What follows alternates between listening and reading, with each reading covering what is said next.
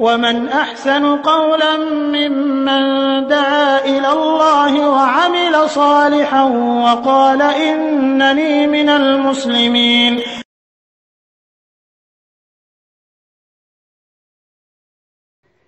বাকি থাকলো লা ইলাহা ইল্লাল্লাহ মুহাম্মাদুর রাসূলুল্লাহ। লা ইলাহা ইল্লাল্লাহ মুহাম্মাদুর রাসূলুল্লাহ এই কালেমাটি মুসলিমদের ইজমা সম্মত, অর্থাৎ সর্ববাদী মুসলিমদের রায় অনুযায়ী এটার বৈধতা স্বীকৃত পেয়েছে।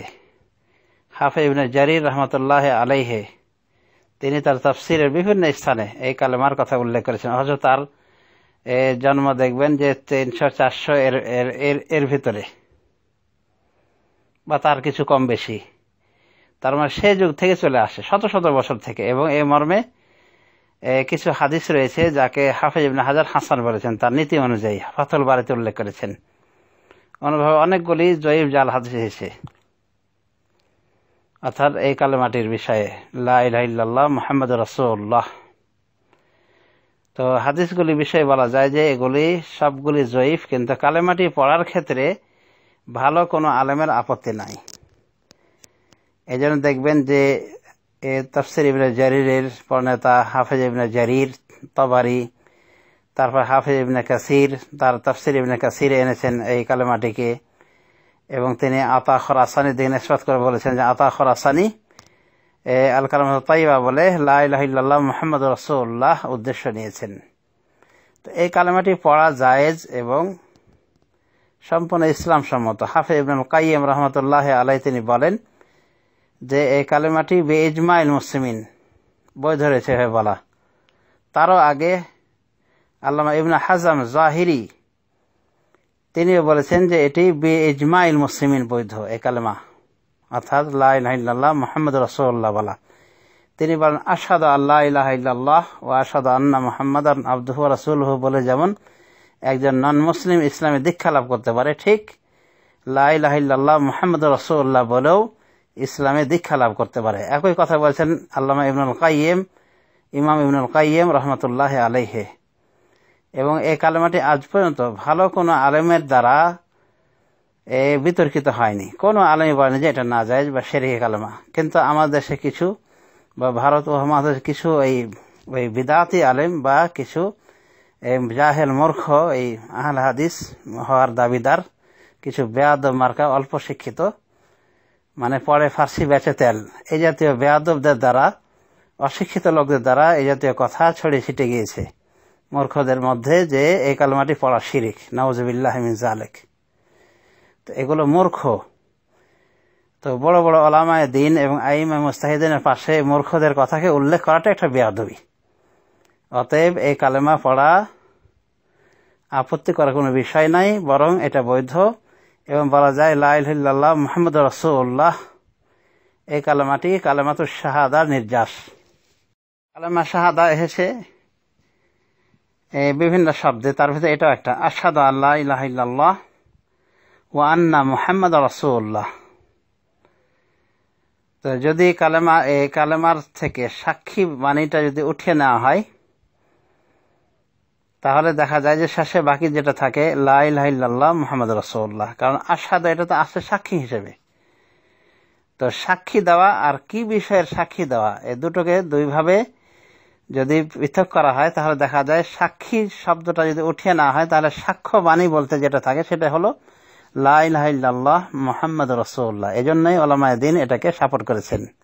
কিন্তু কিছু জাত মূর্খ এবং কিছু বিদআতি এবং কিছু এই জাহেল মানে আহলে হাদিস নামধারী, নামকে আসতে আহলে হাদিস কিন্তু বেয়াদব লেখাপড়া করেনি, কিছুই লেখাপড়া করেনি, গণ্ড মূর্খ, জেনারেল শিক্ষিত অথবা অল্প কিছু শিখে লাফালাফি শুরু করে দিয়েছে। এরকম কিছু বেয়াদব গণ্ড মূর্খ দ্বারা আমাদের দেশে প্রপাগান্ডা চলছে যে লা ইলাহা ইল্লাল্লাহ মুহাম্মাদুর রাসূলুল্লাহ বলা যাবে না, এটা নাজায়েজ।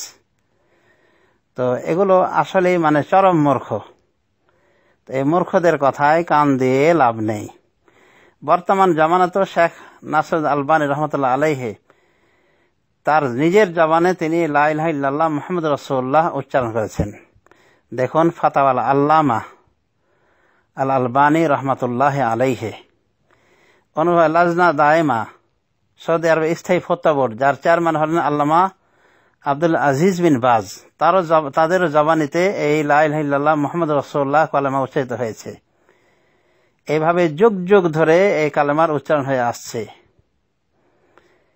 এবং এটাকে কেউ আপত্তিকর বলেনি, এটাকে কেউ শিরকি কালেমাও বলেননি। কিন্তু যে বলেছে সে হলো ওইন মফিজউদ্দিন নজিবউদ্দিন কলমউদ্দিন, অর্থাৎ জাহেল উদ্দিন। অতএব এই জাতীয় জাহেলদের কথায় কান না দিয়ে বিভ্রান্ত না হয়ে এই কালেমা যে বৈধ এবং সঠিক, কোনো আপত্তিকর নাই, এটাই আমাদের ইয়াকিন করে নেওয়া উচিত। এবং যে সমস্ত এই জাতীয় মূর্খ মানুষ বা অল্প শিক্ষিতরা মানে প্রপাগান্ডা ছড়াচ্ছে, তাদের লজ্জা করা উচিত যে তারা নতুন কথা বলা শুরু করেছে, অথচ তাদের এ কথার সাপোর্টে তারা কিছুই পাচ্ছে না, শুধুমাত্র খোড়া অজুহাত যে এই মর্মের যতগুলি হাদিস রয়েছে সব জয়ীফ জাল। কিন্তু এই কালেমার প্রতি সমস্ত উলামায়ে দ্বীন যে ঐক্যমত্য প্রদর্শন করেছেন, যার কথা আল্লামা ইবনে হাজম বললেন, আল্লামা ইবনুল কাইয়িম বললেন, এই কথা তাদের কানে কর্ণকুহরে পৌঁছেনি। তো সমস্ত উলামায়ে দ্বীন যেটাকে মেনে নিয়েছেন এবং যেটাকে বৈধ বলে ঘোষণা দিয়েছেন, সেখানে জাহেল মূর্খের কোনো কথা বলার অবকাশ থাকে না। অতএব এসব জাত মূর্খ বা কাঠমোল্লা কিছু লোকের কথায় কান দিয়ে লাভ নাই। সুতরাং লা ইলাহা ইল্লাল্লাহ মুহাম্মাদুর রাসূলুল্লাহ এই কালেমা অবশ্যই বলা বিধিসম্মত, বলতে কোনো সমস্যা নাই। এবং এখানে যে শেখ বলেছেন, সাপোর্ট করেছেন, এজন্য তার এই ফতোয়াকে আমি ধন্যবাদ জানাই। ইনশাআল্লাহ কোনো সমস্যা নেই। লা ইলাহা ইল্লাল্লাহ মুহাম্মাদুর রাসূলুল্লাহ মুসলিমগণ বলে আসছেন শত শত বছর ধরে, হাজার হাজার বছর ধরে, এখনো তারা বলতে পারবেন, কিয়ামত পর্যন্ত তারা বলেই যাবেন, অসুবিধা নাই। শাইখুল ইসলাম ইবনে তাইমিয়া দেখবেন তার কেতাবের কোন কোন কেতাবের শুরুতে তিনি যে ভূমিকা লিখেছেন, এই ভূমিকাতেই বলেছেন লা ইলাহা ইল্লাল্লাহ মুহাম্মাদুর রাসূলুল্লাহ। আল্লামা ইবনুল কাইয়িমের কেতাবও পাওয়া যায়।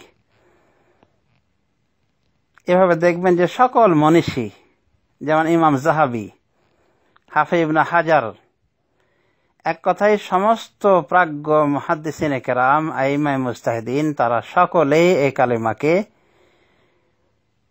বিনা আপত্তিতে মেনে নিয়েছেন এবং এই কালেমাকে তাদের কিতাবে লিখেছেন, উচ্চারণ করেছেন। এবং ইমাম ইবনে কাসির এই কালেমাকে বিভিন্ন জায়গায় বিভিন্ন শব্দে উল্লেখ করেছেন। এটাকে কালেমাতুল ইসলাম বলছেন ইমাম ইবনে কাসির রহমতুল্লাহ আলাইহি। এটাকে কালেমাতুত তাকওয়ার ব্যাখ্যায় আনা হয়েছে ইত্যাদি। এক কথায় এই কালেমা সম্পর্কে যদি কেউ বলে যে এটা নাজায়েজ, এটা শিরিক, নিঃসন্দেহে সে বিদআতি এবং আস্ত জাহেল। অতএব এই জাহেলের কথায় কেউ কান না দিয়ে বরং এই কালেমাকে যেভাবে মেনে নিয়েছেন এই উম্মতের পূর্বসূরি এবং এখনকারও যত প্রাজ্ঞ উলামায়ে দ্বীন, ঠিক ওইভাবে আমাদেরকে মেনে নিতে হবে। আল্লাহ রাব্বুল আলামিন আমাদের সবাইকে সঠিক বোঝার তৌফিক দান করুন এবং এই জাতীয় মূর্খ জাহেলদের পিছনে ছোটা থেকে আমাদেরকে রক্ষা করুন। আমিন। সাল্লাল্লাহু আলা নবিয়িনা মুহাম্মদ ওয়া আলা আলিহি ওয়া সাহবিহি আজমাইন।